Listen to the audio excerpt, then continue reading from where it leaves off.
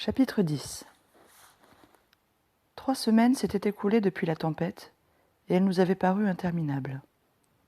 Si mon père n'avait pas scrupuleusement coché le calendrier chaque soir, nous aurions peu à peu perdu le sens du temps. Les heures, les jours, les semaines, tout se serait brouillé dans notre tête. L'après-midi de février où Sébastien était venu nous rendre visite me semblait très lointaine. Souvent j'essayais de me souvenir de sa voix, de ses gestes, de ce qu'il nous avait raconté assis près du feu, un verre à la main. Mais déjà les images de cette scène m'échappaient. Oui, c'était le dernier être vivant que nous ayons rencontré. Et qu'avait-il bien pu devenir? Avait-il réussi à se réfugier dans son chalet avec sa famille? Pas affirmer qu'il n'y avait pas de raison pour que les geôles s'en soient moins bien tirés que nous.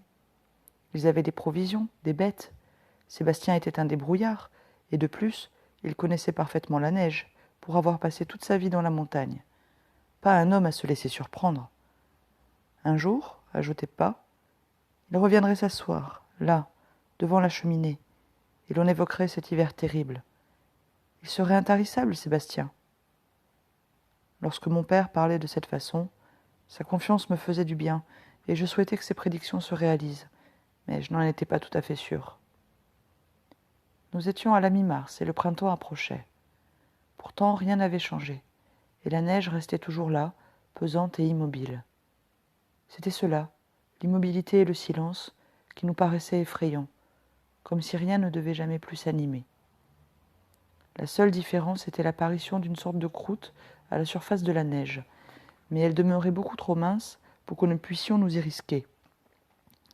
Depuis notre aventure malheureuse avec les raquettes, nous avions fait quelques tentatives en disposant bout à bout de larges planches, qui toujours finissaient par s'enfoncer sous notre poids, et nous avions dû renoncer. Pa notait, chaque soir, la quantité de provisions que nous avions utilisées dans la journée, et je voyais, au ride de son front, qu'il commençait à éprouver de graves inquiétudes. Nous avions épuisé nos ressources de sucre, de café, de pâtes, fait une large brèche dans les conserves et le tas de pommes de terre, mais il nous restait la moitié de notre coffre de seigle, les quelques œufs de nos poules, toujours aussi rares en cette saison, et du lait en suffisance, même si le pis de notre vache commençait à se tarir. Les 4 ou 5 litres qu'elle nous donnait encore, ajoutés aux 2 litres quotidiens de la chèvre, nous procuraient des rations appréciables de beurre et de fromage. Ajoutant à cela quelques kilos de porc salé, dont dorénavant, sur ordre de mon père, nous ne mangions plus qu'un morceau chaque dimanche, comme le faisaient jadis les paysans. Cette viande, accompagnée de pommes de terre bouillies, prenait des allures de festin, et je sentais combien la pénurie nous avait rendu le goût des nourritures essentielles, devant lesquelles auparavant il m'était arrivé de rechigner. À Paris, nous avions vécu dans un monde d'abondance, mais j'en devenais conscient tout à coup, c'était une abondance insipide, et qui s'accompagnait d'un constant gaspillage. Mon père, qui sans doute avait essayé de s'en prémunir, n'y était jamais vraiment parvenu tant que nous habitions à la ville. Et c'était pour fuir cela, entre autres choses, qu'il nous avait amenés à la montagne. Bien sûr, il n'avait pu prévoir que l'expérience serait portée à cet extrême, mais du moins notre familiarité avec ce qu'au début de notre séjour il appelait en riant « la vie sauvage » nous avait préparés à affronter de telles épreuves. Quant aux machines qui nous entouraient, elles étaient là, inutiles, et c'est à peine si, de temps à autre, et presque par inadvertance, l'un d'entre nous décrochait le visiaphone ou tournait les boutons de la radio et de la télévision. Mais comme les machines étaient chez nous beaucoup moins nombreuses que dans la plupart des maisons, qui en étaient truffées de la cave au grenier, nous apprenions sans trop de mal à nous passer d'elles. Oui, on s'y habituait peu à peu, et d'une certaine façon, j'en éprouvais presque du soulagement. En revanche, ce qui me manquait, c'était d'entendre des voix. Je veux dire des voix venues de l'extérieur, qui nous auraient parlé de choses et d'autres, comme avant, celle de Sébastien, de M. Marmion, et surtout celle de Catherine. Lorsque j'allais encore en classe, il lui arrivait de me téléphoner pour me demander un renseignement sur un devoir de français ou un problème de maths. Et m'en disait « Qui était-ce » ? « Une camarade d'école. »« Qui ça, Catherine ?» J'hésitais. J'avais envie de mentir. Je disais pourtant « Oui, Catherine. » Et il me semblait que je me mettais à rougir. Je détournais la tête, J'en voulais soudain à ma mère de ne pas respecter mon secret. Du moins le croyais-je, à tort sans doute, car elle avait dû me demander cela machinalement pour parler, et déjà elle pensait à autre chose, elle s'était à nouveau plongée dans son livre. Personne ne s'occupait plus de moi, et je pouvais rêver à ma guise, penchée sur mes cahiers. Pourtant, la dernière fois que Catherine m'avait téléphoné, Noémie, qui devait avoir ses renseignements, s'était mise à chantonner « Simon est amoureux de Catherine ». Et j'avais aussitôt réagi en la traitant de sale bête et de vipère, avec une rage qui ne pouvait que me trahir. Mais là non plus, personne n'avait insisté. Pam avait simplement crié de me taire. Cela aussi me paraissait lointain, comme la visite de Sébastien Jaul, mais j'avais si souvent pensé à Catherine pendant ces 3 semaines, tandis que je m'occupais des bêtes ou que je tournais le maudit moulin, qu'elle était devenue une présence. Je me sentais moins seule. Elle me tenait chaud au cœur. 10 fois par jour, je prenais la photo de classe et je regardais Catherine à la loupe. J'écrivais même des lettres dans lesquelles je déclarais un amour que je n'avais jamais osé lui avouer. Puis, de peur que Noémie n'aille fureter dans mes affaires, je les enfermais à clé dans un tiroir. Je les ai retrouvées, et bien sûr, elles me font sourire. Elles me semblent un peu ridicules, pleines d'emphase et de déclamation, mais j'y sens encore rôder la passion qui m'occupait alors. Car on a de vraies passions à cet âge, qui se nourrissent d'un regard, d'une main furtivement serrée, parfois d'un baiser timide ou d'une caresse. La mienne, dans cette prison, flambait chaque jour plus haut. Je prêtais à Catherine tous les charmes, je la mêlais aux héroïnes des romans. Chaque soir, je l'incluais dans mes étranges prières. Lorsque j'y pense, je crois qu'elle m'a aidé plus que tout à supporter de si longues et dures épreuves. C'était pour elle que je voulais vivre. Mais il m'arrivait aussi, et surtout à cette époque où, malgré les propos optimistes de mon père, notre libération devenait de plus en plus incertaine, de la voir morte, enfouie dans la neige, au milieu du village dévasté. Je me souviens d'avoir pleuré pour elle, pour moi aussi, et pour Mampa et Noémie. Tout à coup, moi qui ne croyais pas en Dieu, j'ai dit « Mon Dieu, sauvez-nous !» Je me suis relevée, j'ai appuyé la photo sur la table de nuit, j'ai allumé une bougie et je l'ai posée devant, comme un cierge. Puis brusquement, le temps a changé. Pas à la noter dans son journal. Mais ce n'était pas de la manière que nous espérions. L'étrange soleil, qui, pendant 2 semaines, n'avait cessé de briller de sa lueur rouge, est devenu invisible. Un matin, au lieu du ciel pur auquel nous étions habitués, et dont la transparence d'une certaine façon nous réconfortait, nous avons découvert un plafond bas, pesant, couleur de lave. Pas un bruit, pas un souffle de vent. À 9 heures, il faisait encore très sombre, et seule montait de la neige une clarté sinistre. Consternés, nous regardions cette masse de nuages, semblable à une meule prête à nous broyer, et je pensais que si elle présageait une autre tempête, nous risquions cette fois d'être tout à fait ensevelis. Même dans les circonstances les plus critiques, Pa avait toujours su trouver des paroles d'espoir. Pourtant, ce matin-là, il resta muet, et pendant quelques secondes, je lus l'accablement sur son visage. Toute la journée, nous montâmes tour à tour sur la terrasse pour observer le ciel, et chaque fois nous redoutions de découvrir une couche de neige fraîche. Rien de tel ne se produisit. Nous aurions dû en être soulagés, mais la pesanteur, l'immobilité de l'air étaient si grandes que nous sentions planer sur nous une épouvantable menace. La nuit est tombée très vite, comme au plus profond de l'hiver, et lorsque, avant le repas, mon père m'a demandé d'aller en haut jeter un coup d'œil, je n'étais vraiment pas rassurée.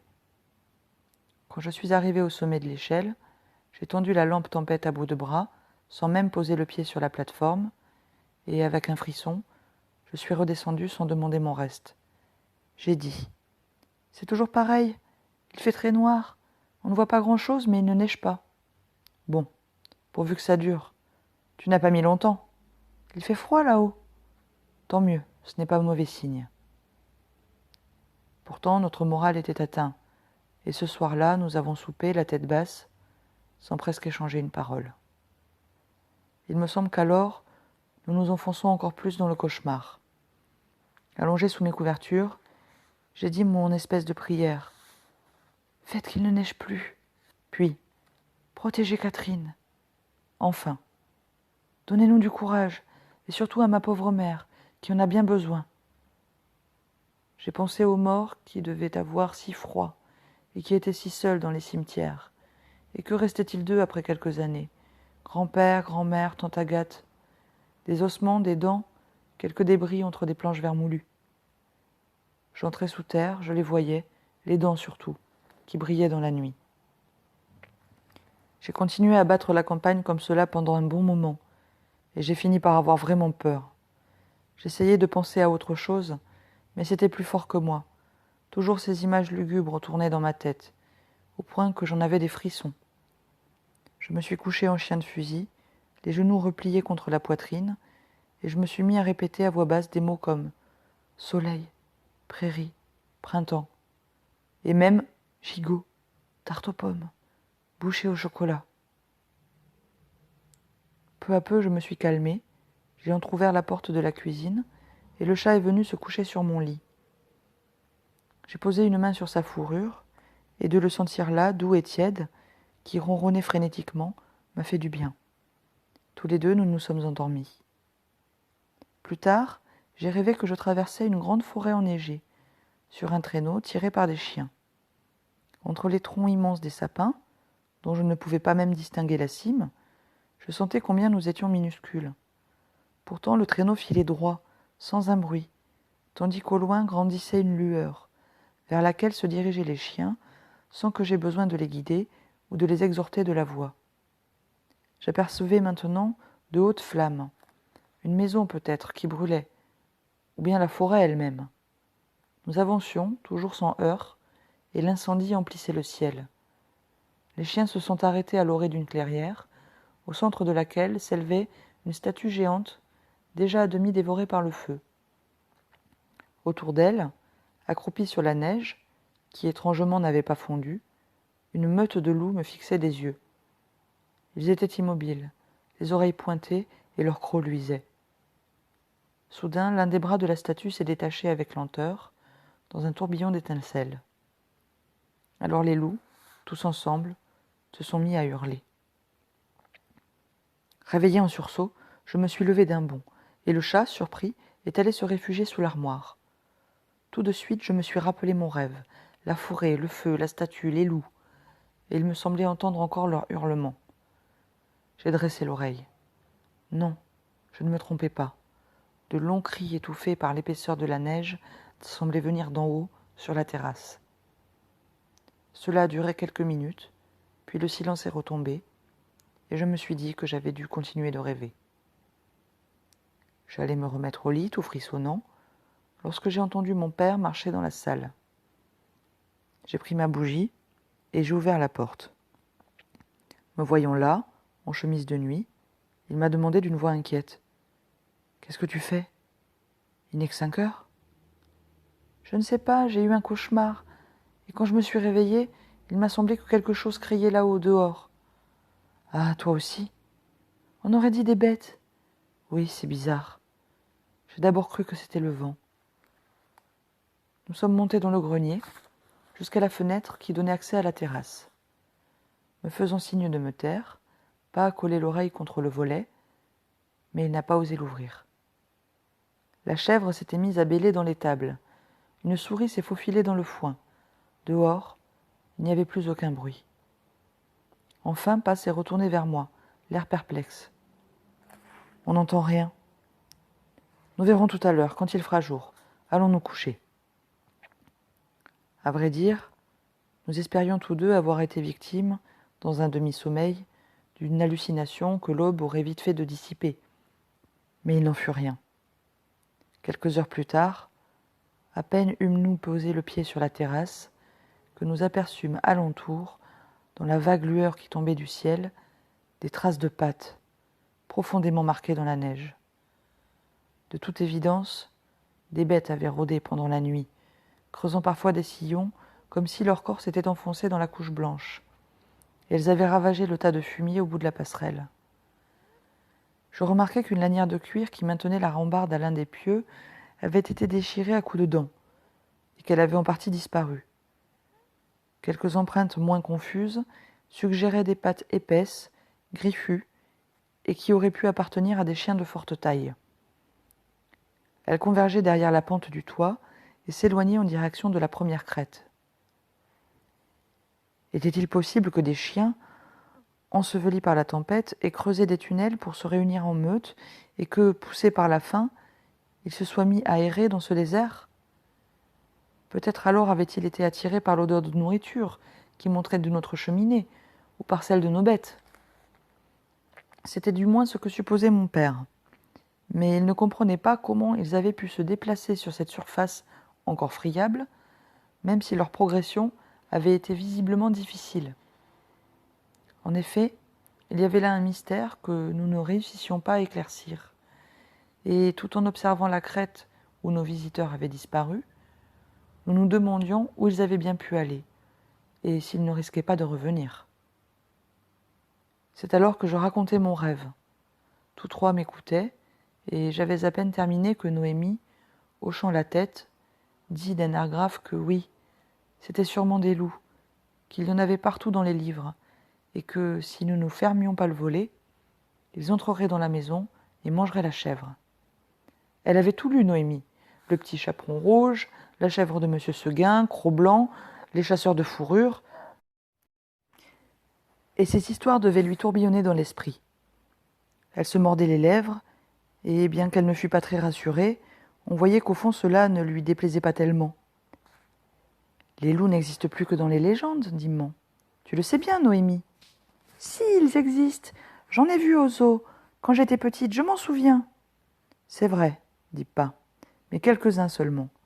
Les derniers, et dans des cages. »« Ah, vous voyez, et peut-être bien qu'avec la neige, ils sont partis par-dessus les grilles et qu'ils sont partis en liberté vers la forêt. Et là, ils ont retrouvé d'autres loups venus d'ailleurs. » Pa la regardait, interdit. « Quelle imagination, Noémie. D'ailleurs, ajouta-t-elle en se penchant vers la neige, je reconnais bien leurs traces. »« Comment peux-tu reconnaître des traces de loups ? J'ai vu des photos, des dessins dans un livre que j'ai pris à la bibliothèque. Les carnassiers, ça s'appelait. » Pa semblait de plus en plus perplexe. « Ah bon, disait-il. Tu crois ? Oui, c'est sûr. » Là, elle m'a vraiment étonnée, Noémie. Elle était accroupie au bord de la terrasse, avec ses joues roses de froid et son nez en trompette. Elle promenait un doigt dans une empreinte et elle disait « Vous voyez bien, l'écartement des coussins, des griffes ?» Les coussins ? Oui. Ça devait être le mot juste, elle savait tout. J'avais belle allure avec mon rêve. Personne ne faisait plus attention à moi maintenant. C'était elle que l'on écoutait. Vexée, je cherchais une petite perfidie pour me moquer d'elle et la mettre en colère, mais je ne trouvais rien à dire. Quand j'y pense, au fond, je crois que j'étais muet d'admiration autant que de jalousie. Il faisait un peu moins sombre. Des lignes de crête plus lointaines commençaient à se dessiner, mais l'étendue de neige restait toujours vide. Avec ce ciel bas et couvert, il était certain que, cette fois encore, nous n'avions aucune chance de revoir le soleil. Je suppose que ni mon père ni ma mère n'avaient vraiment cru à la présence de loups. Pa, ce jour-là, dans ses carnets, note simplement le passage pendant la nuit d'animaux suspects, sans doute une meute de chiens errants, et très vite, il glisse vers des considérations sur l'état de nos réserves et la nécessité de nous restreindre, puisque, ajoute-t-il, notre isolement risque de se prolonger. De loups, on le voit, il n'est pas question. En revanche, pour moi comme pour Noémie, ce mot gardait toute sa résonance maléfique. J'avais lu trop de récits du Grand Nord pour ne pas voir aussitôt surgir l'image de ces fauves, les yeux luisants, les oreilles dressées, les babines retroussées sur des crocs aigus. Ils assiégeaient les cabanes de rondins, ils déchiquetaient le cadavre d'un renne de leurs mâchoires sanglantes, et parfois même dévoraient un enfant égaré. Ces descriptions, qui, quelques années plus tôt, m'emplissaient de crainte, je ne les avais pas oubliées, et je me demandais si, à notre tour, nous n'allions pas être assaillis par de tels monstres. « Pa ne veut pas me croire, mais moi je te dis que ce sont des loups, » affirmait Noémie. « Tu en es sûre ? Oui, ils vont revenir. Et Pa qui n'a pas de fusil. » C'était hélas vrai. Notre père, qui avait toujours eu la chasse en horreur, ne possédait pas d'armes, et d'ailleurs je l'imaginais mal en train de faire le coup de feu contre une horde déchaînée. Il s'était contenté, par prudence, de pousser le volet du fenil et de le maintenir entrebâillé à l'aide d'une corde fixée au verrou. Le dispositif paraissait solide, mais résisterait-il à l'assaut d'éventuels envahisseurs ? Je n'en étais pas certain. D'autre part, l'aération de la maison, déjà insuffisante, se trouvait considérablement réduite. L'odeur de l'étable, se mêlant à celle de la cuisine, était aussitôt devenue plus forte, et dans l'après-midi, Pa prit la décision de rouvrir cette unique fenêtre, près de laquelle il monterait la garde. Je le revois, assis dans le fenil, sur une vieille chaise à demi dépaillée. Dans la faible lumière qui tombe de l'extérieur, il lit un livre posé sur ses genoux. Avec son bonnet de fourrure, sa canadienne et ses bottes, il a l'air d'un trappeur, et seul le fusil en effet manque au tableau. De temps à autre, il se lève, il marque sa page avec un brin de paille, et prenant ses jumelles, il monte sur la terrasse pour examiner l'horizon. Puis il redescend, souffle sur ses doigts pour les réchauffer, et il reprend sa lecture. L'après-midi se passa sans incident. En bas, nous avions retrouvé nos tâches quotidiennes, et peu à peu notre inquiétude se faisait moins vive. Lorsque Pa eut quitté son poste d'observation, à la tombée de la nuit, et qu'il entra dans la salle, nous étions tous au travail près de la cheminée. Man était penché sur la marmite où cuisait la soupe, Noémie mettait la table, et moi je tournais mon moulin. « Je n'ai rien vu, dit-il. Tout est calme, mais j'ai renforcé le volet avec une poutre, on ne sait jamais. Viens vite près du feu, dit Man. Tu es gelé. Oui, il commence à faire plutôt froid là-haut. Il avait enlevé sa canadienne, et il tendait ses mains vers les flammes. La chèvre n'arrête pas de bêler depuis 1 heure. Va donc voir, Simon, s'il n'y a pas quelque chose d'anormal. Je ne demandais pas mon reste, trop heureux que j'étais de laisser là ma meunerie, et je filai vers l'étable. Quand elle m'aperçut, la chèvre cessa de bêler, mais elle alla aussitôt se blottir dans un coin, contre la mangeoire, et j'eus toutes les peines du monde à l'en tirer. Elle s'arc-boutait sur ses 4 pattes, tremblait et donnait des coups de tête. Elle finit par se calmer un peu, et je réussis à la traire, tandis que la vache, immobile, mugissait doucement. Je leur parlais à toutes deux, et leur fis quelques caresses, mais ce soir-là, elles n'avaient pas l'air de m'écouter. Il faisait tiède dans la pièce basse, et l'odeur était plus puissante qu'à l'ordinaire, car nous n'avions pas enlevé le fumier depuis quelques jours. Lorsque j'eus fini de traire, je montai dans le grenier, jetai quelques brassées de foin dans la mangeoire, et j'ouvris un instant le volet. Je respirai l'air froid et tendis l'oreille, mais en dehors des faibles bruits de voix qui venaient de la cuisine, tout était silencieux. Je revins m'asseoir près des bêtes. Elles mâchaient leur nourriture, et maintenant ne se souciaient plus de moi. Le bois des râteliers, aux endroits où elles avaient l'habitude de se frotter, luisait comme du métal. Nous avions chaulé les murs quelques mois plus tôt, et bien que l'enduit commençât par place à s'écailler, il était d'une blancheur de lait. En me dressant sur la pointe des pieds, j'aurais presque pu toucher les poutres, grossièrement taillées à la hache, contre lesquelles des hirondelles avaient bâti leur nid de boue. Ils étaient vides, bien sûr, mais je me rappelais avec plaisir avoir observé, au printemps, les va-et-vient des adultes, qui franchissaient d'un vol rapide la lucarne, tandis que les petits, le bec tendu, s'égosillaient. Où étaient-ils maintenant ? Dans quelle Afrique avaient-ils trouvé refuge ? Soudain, cette longue migration me paraissait irréelle, et je craignais de ne plus jamais les revoir. Puis je songeais à nos mystérieux visiteurs de la nuit, dont le passage avait encore accru notre malaise. D'où avaient-ils pu venir, eux aussi, et quelle force secrète poussait les bêtes à se lancer dans de telles aventures ? Cette fois, de leur présence, je n'attendais rien de bon. La tête contre la muraille, je commençais à m'assoupir. Je me sentais bien dans cette pièce calme et tiède, comme une grotte qui me protégeait du monde, et où me berçait le bruit régulier des mâchoires. Machinalement, je levai la lampe et promenai sa lueur au plafond que tapissaient de vieilles toiles d'araignée, enduites de poussière. Dans l'une d'elles, entre le râtelier et l'encoignure, je vis que l'araignée était à l'affût. Surprise par le rai de lumière, elle eut un petit sursaut, puis elle recula lentement jusqu'au creux d'une poutre, où elle s'immobilisa, comme si elle m'avait observé avec inquiétude.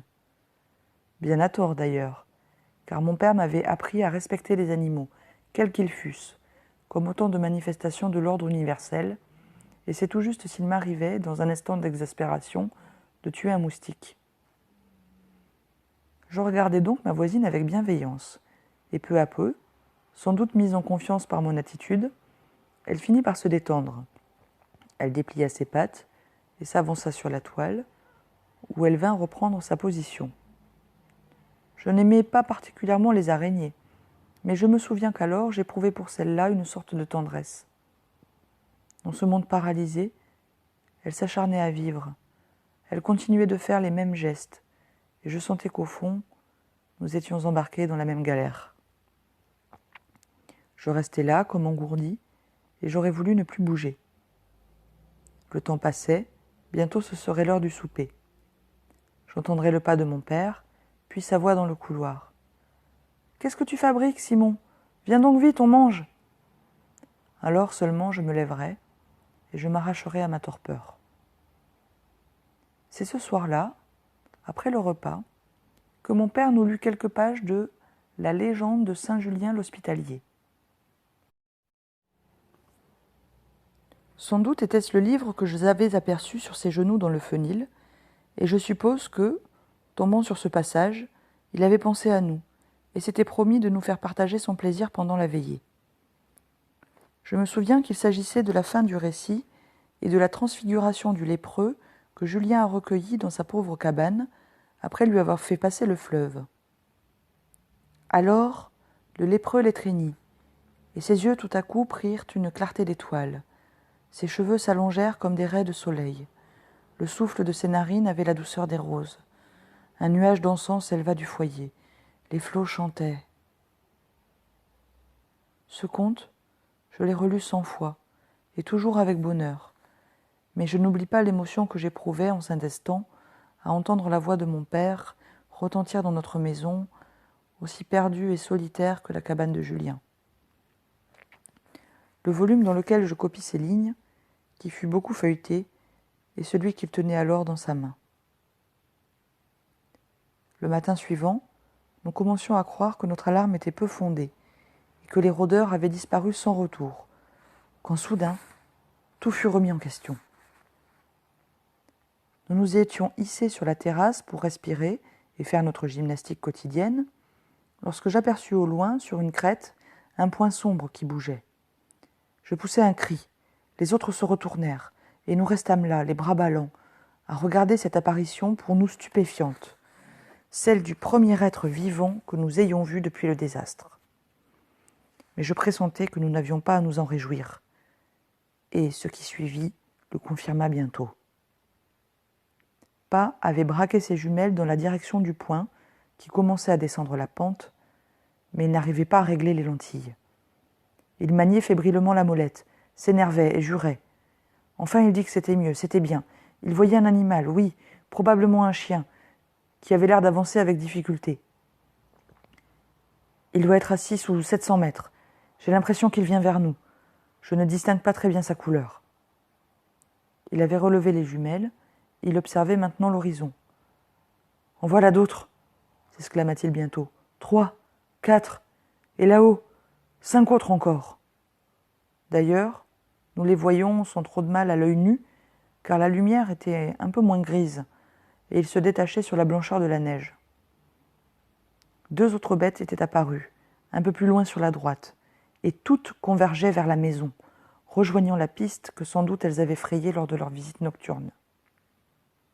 Lorsqu'elles arrivèrent à environ 300 mètres de nous, les traînards avaient rejoint le gros de la troupe, et de toute évidence, malgré la lenteur de la progression, cette meute désormais compacte ne tarderait pas à nous atteindre.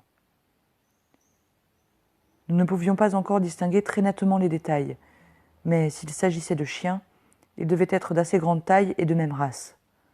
Pa, qui n'avait pas lâché ses jumelles, nous les décrivait peu à peu.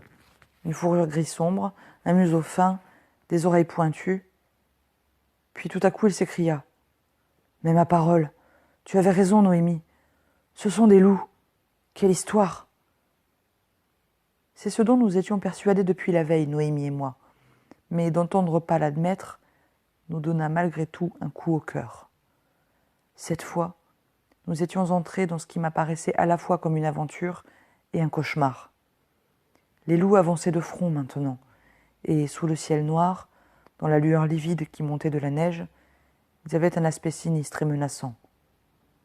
On devinait leurs muscles tendus dans l'effort, et de temps à autre, lorsqu'ils retroussaient leurs babines, les crocs luisaient.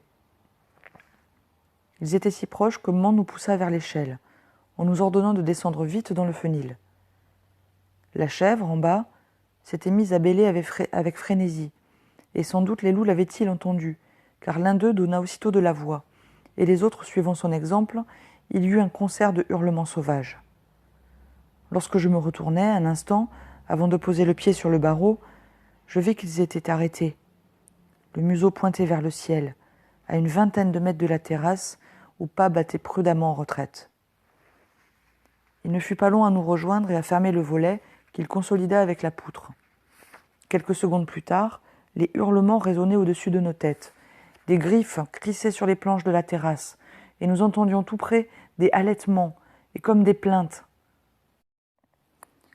Pa avait allumé la lampe tempête, et nous restâmes là, silencieux, à écouter le va-et-vient des fauves. L'un d'eux, poussé par la faim, n'allait-il pas se précipiter dans la fosse et tenter de forcer l'ouverture ? Pa affirmait que le volet était solide, et que nous ne craignions rien, mais je n'étais qu'à demi rassuré, car je prêtais à ces monstres une force redoutable, et je me demandais si, à coups de dents et de griffes, ils ne finiraient pas par faire voler le bois en éclats et à s'introduire dans notre refuge. Le tapage dura un bon quart d'heure, qui nous parut très long. Puis il diminua. Nos visiteurs s'étaient sans doute repliés sur le tas d'immondices où ils devaient flairer l'odeur du bétail. On n'entendait plus que des jappements étouffés, et parfois des gémissements qui semblaient être de douleur. Nous finîmes par descendre dans la cuisine, où la vue du feu nous revigora. Le chat, que rien ne paraissait affecter, dormait paisiblement devant l'âtre où cuisait la soupe pour le repas de midi.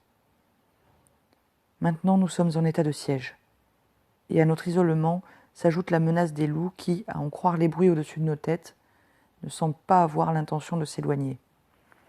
Mand, je le sens bien, est au bord du désespoir. Elle a l'œil terne, les traits tirés. Elle donne l'impression d'avoir perdu toute vigueur. Mais Pa, cette fois encore, trouve des paroles réconfortantes. Il dit « Ne vous inquiétez pas, ils vont finir par décamper. Allons, patience, nous en avons vu d'autres. » Puis, ce qui me tracasse, moi, c'est que nous avons besoin d'air, et il ne nous reste plus que le conduit de la cheminée. Ce n'est pas suffisant. Réfléchissons. Comme toujours, il refuse de se résigner. Il cherche une solution, il se met en mouvement. Il faudrait des barreaux, une grille, je ne sais quoi, pour mettre à la place du volet. Oui, c'est cela. À peine a-t-il prononcé ces mots qu'il se lève et file vers le grenier. Nous l'entendons marcher là-haut, tirer des meubles ou des caisses. Quelque chose tombe sur le plancher avec fracas et il crie « Viens m'aider, Simon, j'ai besoin de toi !» Le grenier. Il me faut ici lui rendre hommage, dire quel recours et quel secours il fut pour nous dans cette époque tragique. Une mine, une bénédiction, une sorte de supermarché baroque où nous trouvions presque toujours ce dont nous avions besoin, maintenant que les machines étaient défaillantes. C'est là que nous avions récupéré les lampes, le chaudron, le moulin à café, les poutres et les planches qui nous avaient permis de construire la terrasse, tant d'autres objets ingénieux qui, après parfois plus d'un siècle sous les toiles d'araignée et la poussière, avaient repris leur fonction. Il était immense, puisqu'il couvrait toute la maison, et divisé en deux parties. Sur l'arrière, le fenil avec le tas de fourrage, et la resserre où nous gardions les fruits, les herbes et le grain. Sur l'avant, le plus vaste espace qui avait servi de débarras à plusieurs générations, depuis les paysans, qui s'étaient installés sur cette terre à l'époque du cheval et de la lampe à huile, jusqu'à nous-mêmes, en passant par tante Agathe, dont nous évoquions de temps à autre avec gratitude la tournure d'esprit conservatrice. Chacun avait accumulé là, par strates successives, et plutôt que de les jeter à la décharge, les objets devenus en apparence inutiles. Était-ce par une obscure reconnaissance pour des choses qui avaient bien et beaucoup servi, et s'étaient d'une certaine façon comme imprégnés de la substance de ceux qui les avaient possédés? N'y avait-il pas aussi le désir inavoué d'établir là comme l'humble musée d'existence secrète, à la fois fasciné et décontenancé par de vertigineuses mutations? Ou bien, plus prosaïquement, et surtout chez les montagnards qui vivaient de peu et savaient le prix des choses, ne se disait-on pas, après tout, qui sait, ça peut toujours servir? Sage parole, dont nous pouvions maintenant vérifier la justesse. Ça allait du collier de trait à la machine à coudre Singer à pédale, de la baignoire en zinc au poste de TSF, de la faux à la roue de bicyclette, en passant par tout un bric-à-brac de meubles boiteux, de coffres, de paperasses et de ferrailles. Un chercheur, explorant ces couches comme un archéologue, aurait pu les dater et en déduire les travaux, les mœurs, les goûts, peut-être les passions des occupants. Avant le désastre, pas et Mans n'y mettaient pas souvent les pieds, Mans surtout, qui protestait parfois contre toutes ces vieilleries et parlait d'appeler un brocanteur qui nous en débarrasserait enfin. Mon père écoutait en hochant la tête, et je devinais qu'il hésitait devant l'ampleur de la tâche. Noémie et moi, nous nous mettions à les supplier. « Oh non, par pitié, il faut rien toucher !» Pa finissait par dire d'un air évasif que l'on verrait, qu'en tout cas il n'y avait pas urgence, et il n'en était plus question pendant quelque temps.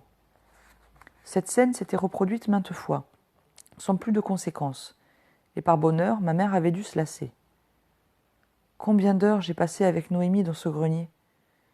Quand il faisait beau, nous courions les bois et nous aidions notre père dans le jardin, mais les jours de pluie, une fois nos devoirs terminés, nous nous précipitions vers notre domaine. Je revois, comme si je l'avais sous les yeux, l'escalier raide, aux marches étroites, qui s'élevait au bout du couloir, et je sens encore sous mes doigts la rampe que le frottement avait polie. L'ascension était un peu vertigineuse, comme s'il nous avait fallu mériter ce paradis. Ma sœur, qui était petite alors, grimpait à quatre pattes. Elle criait « Attends-moi !» Je lui tendais la main, puis, dans la demi-obscurité, nous nous engagions dans une espèce de corridor sinueux entre les amoncellements. J'allais m'installer sur une caisse, près de l'une des lucarnes par lesquelles entrait un peu de jour, tandis que Noémie furetait dans le labyrinthe pour y apprivoiser les souris. Je fouillais dans un tas de vieux magazines, je regardais les photos, et je lisais des articles qui parlaient de guerre, de découvertes, des premières fusées vers la Lune. Je crois que c'est là, autant qu'à l'école, que j'ai appris l'histoire, et ces pages m'étaient devenues familières au point que j'avais l'impression d'avoir vécu dans ces époques, pourtant reculées. Bref, ce grenier, à force de l'explorer, nous le connaissions par cœur, et Noémie, je dois le dire, encore mieux que moi. Si bien que, dans la période où la maison fut coupée du monde, nous devînmes comme des guides, capables de dénicher sans peine, au milieu de ce désordre, tel ou tel objet dont nous avions besoin. Donc, c'est là que je trouve Pa, en train de se battre avec des planches et des toiles d'araignée. Il a en partie dégagé une grille de fer, appuyée contre la cloison, et qui a dû jadis servir à fermer la clôture du jardin. Il tire, pousse en maugréant.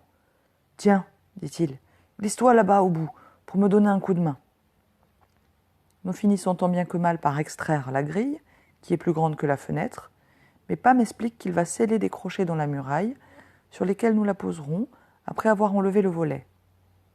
Pour l'instant, il n'en est pas question, car les loups continuent leur ronde, et dès que la chèvre se met à bêler, ils reprennent leur vacarme sur le toit. Mais dit Pa, nous allons commencer tout de suite le travail de maçonnerie, et il m'envoie chercher les outils, une auge et le ciment. Tandis que je prépare le mortier, les coups de marteau résonnent dans le fenil, et maintenant les loups se taisent, surpris sans doute de ces bruits inhabituels. Je les imagine là, tout près, séparés de nous par 3 fois rien, le volet, l'échelle, l'espace du puits. Ils sont assis, les oreilles dressées, les yeux fixés sur la terrasse, et peut-être guettent-ils l'apparition de la chèvre, qu'alors il ne serait pas long à dévorer. Voilà à quoi je pense, en gâchant le mortier avec la truelle, et je vois une grande tache rouge sur la neige. pas à creuser 4 trous bien nets, bien profonds, dans lesquels il fixe aussitôt les crochets de fer. À la nuit tombante, nous avons terminé. Le ciment est devenu dur comme de la pierre. En haut, tout est silencieux. Pa écoute longuement. « Je crois qu'ils sont partis, dit-il. Nous allons essayer. » Il ouvre avec précaution le volet, écoute encore, le soulève hors de ses gonds. Vite, nous plaçons la grille, dont les barres transversales reposent parfaitement sur les supports. Pour plus de sécurité, nous les y attachons avec des cordes. On dirait une porte de prison. Dehors, il fait noir, mais maintenant, dans le grenier, un air frais circule. À partir de ce soir-là, nous vivons derrière les barreaux, doublement prisonniers, même si, de temps à autre, profitant de l'absence des loups, nous nous risquons encore sur la terrasse. Car ils disparaissent et ressurgissent à des heures imprévisibles, comme s'ils suivaient un itinéraire capricieux. De jour en jour, ils deviennent plus maigres, ils montrent leurs dents, leurs cris se font plus lugubres. Peu à peu, nous apprenons à les connaître. Lorsque le silence règne, Pa décroche la grille. Il gravit prudemment l'échelle, l'œil aux aguets. Après avoir constaté que rien ne bouge alentour, il nous fait signe de monter, mais il se hisse d'abord sur la plateforme, derrière laquelle une bête pourrait être embusquée. Le ciel est toujours sombre et bas. Avec ses jumelles, Pa observe l'horizon. Je sais maintenant qu'il regrette de ne pas avoir de fusil. Il a choisi pour arme un grand couteau de cuisine, robuste et très pointu, qu'il a solidement lié à l'extrémité d'une perche. Cela fait une sorte de lance qu'il garde près de lui, appuyée contre la rambarde, au cas où un danger surgirait. Lorsqu'il la tient à la main, on croirait un harponneur, et cela pourrait prêter à rire si nous en avions encore le cœur. Mais à cette époque-là, nous avons cessé de rire ou même de sourire, surtout Maman, qui est devenue étrangement silencieuse et dont parfois les mains tremblent. Seul Pa manifeste un semblant de jovialité, puisqu'il a résolu, quelles que soient ses craintes, de maintenir le moral de la famille. Il nous ordonne de marcher de long en large, de respirer profondément, de faire quelques mouvements de gymnastique, et lui-même donne l'exemple. Nous obéissons, nous soufflons sur nos doigts pour les réchauffer. Parfois, Noémie pleurniche. Pa lui crie « Allons, sois courageuse, il faut rester en bonne santé. » En revanche, c'est tout juste si Maman accepte d'aller prendre l'air. Et là, elle refuse de bouger. Elle s'adosse un instant à la balustrade et regarde avec dégoût la neige ravagée. À la première occasion, elle redescend dans la cuisine. Pa n'insiste pas. Il m'a confié un soir, tandis que nous soignions les bêtes. « Ta mère m'inquiète, Simon. Oh non, je crois pas qu'elle soit malade, mais je la sens lasse, très lasse, elle qui a toujours été si solide. C'est très dur, je le sais bien, surtout pour elle. Et puis elle se fait des idées, elle se raconte des histoires, tu la connais. Il faut l'entourer, la soutenir. Ça finira par passer. » J'ai vu que déjà il regrettait de m'avoir dit cela, qui devait lui peser sur le cœur. Un instant, il a posé la main sur mon épaule, puis il s'est détourné, et saisissant une fourche, il s'est mis à garnir de foin les mangeoires.